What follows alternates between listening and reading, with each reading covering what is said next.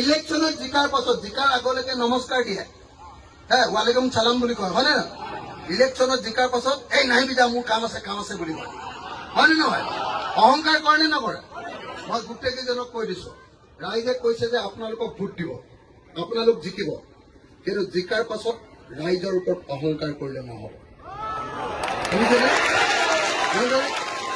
ৰাইজ যদি ৰাতিপুৱা 6টা বজাত যায়, 6টা বজাত কামটো কৰি দিব লাগিব, 6টা বজাত কৰি দিব লাগিব, 6টা বজাত কৰি দিব লাগিব।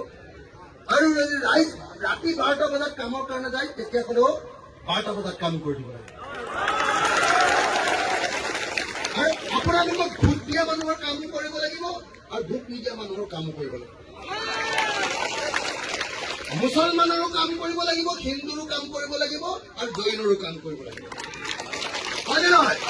চব নিৰপেক্ষ হয়নে নহয়? জিকাৰ পাছত নিৰপেক্ষ হয়নে নহয়? গতিকে মই এতিয়া শেষত আপোনাৰ নামটো আকৌ এবাৰ কৈ দিয়ক ভালকে জোৰকে। মোৰ নাম মোহাম্মদ ৰহিদুজ্জামাল খান, কোনটো কাউন্সিলৰ? ডুবাচুৰি 78 নং ডুবাচুৰি কাউন্সিলৰ। হ'বনে? এখেতক আপোনালোকে ভোটটো দিব। আমাৰ চিনটো কি হ'ব?